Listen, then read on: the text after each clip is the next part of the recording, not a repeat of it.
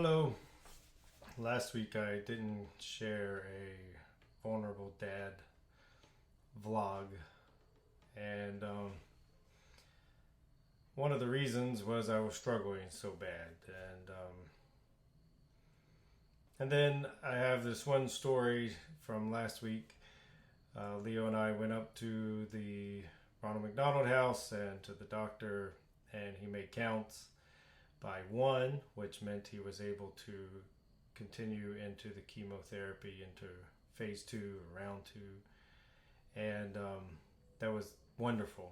And everything looked good. He's been full of energy and everything, and he went through the procedure really well. The next step is a lumbar puncture, which means they put chemotherapy in his spinal fluid because leukemia likes to hide in the central nervous system. So that's one of the first steps they do after there is no cancer found anywhere else. They go to the central nervous system, and everything looked good. And Leo was up and ready to go pretty quick. And we were heading down the road, and he was happy that he finally made his ANC count and was able to start phase two. And we didn't just go up to Wilmington to take blood and figure out that we couldn't receive anything else, and we were on our way home.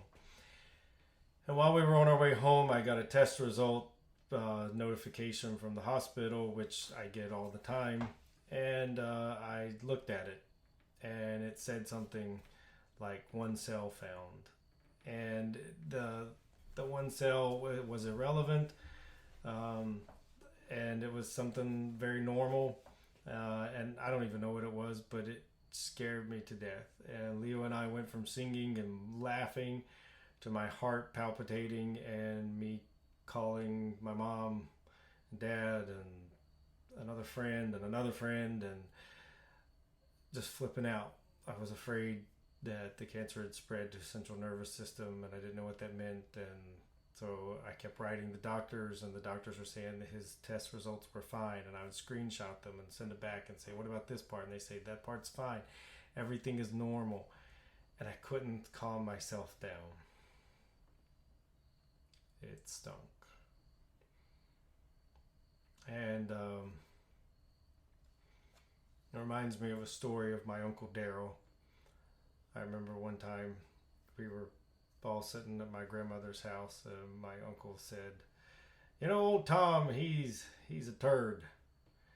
Old Larry, he's a turd too. And he was telling a story after story about these guys that were dumb things, and how he'd say that they were mean.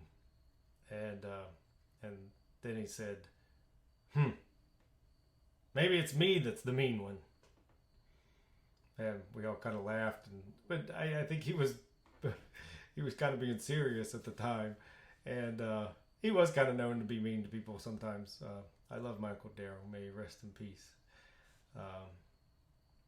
But I think the instance of coming home the other day was one of those instances for me that I'm not the only person whose child has leukemia. My wife's child has leukemia, but I'm struggling pretty bad. And like my uncle, I struggle a lot with fear, and I have for a long time. And this is one of the ways that God is revealing myself to me and inviting me to trust. And for a long time, as far as I can remember, I've been very scared about death and dying, and I mean, I can look back at every moment of my life, and there's something that I'm really scared about, and it just so happens that this is a really powerful one. And for me, one of the things that I have done in my life is I've suppressed the fears, and I pursue other things, distractions of sorts. And all the while, there's this part of me that's like a 7-year-old in the back of myself that's just scared to death. And inside, there's a version of psychology which is similar to the Disney, or maybe it's not Disney, what DreamWorks or whoever made it, the Inside Out movie. and it's called Internal Family Systems. And even St. Paul speaks like this, and he says, there's a part of me. And for me, there's a part of me that's a scared little 7-year-old. And whenever things happen that are scary, he comes up and takes control of the wheel. And I've got to figure out how to help that 7-year-old side of me. And I listened to a psychologist that has helped me a lot. He says one of the things that we do is we give that side of us mercy. We give them grace. So I had a good time this past weekend walking and contemplating this part of me. And this has been tough. Just the leukemia and watching your son suffer just for the month or so that he had to suffer like he did was really terrible. It would be terrible for anybody, but for me, with wounds that I need healed, it's been really hard. Maybe harder in some ways, I don't know. But at the same time, I do hear God telling me that, not in an audible voice, but I know that God's going to use this to cause me, to make me be able to love him more and to be more open, to be more empathetic, to love other people more.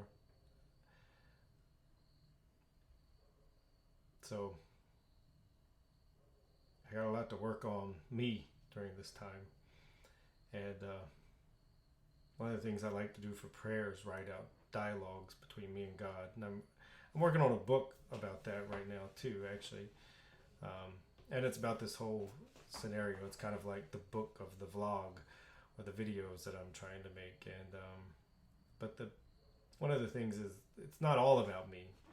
Obviously, Leo's the primary player in this thing, but God's using this difficulty with Leo to help draw me closer to him, and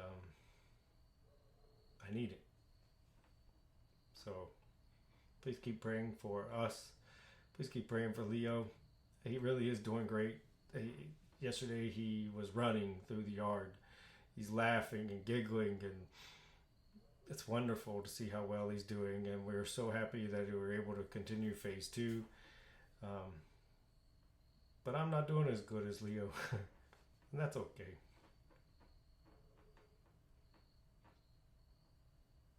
Pray for me that I learn to trust and give up control and open my heart more to God. Thanks. God bless.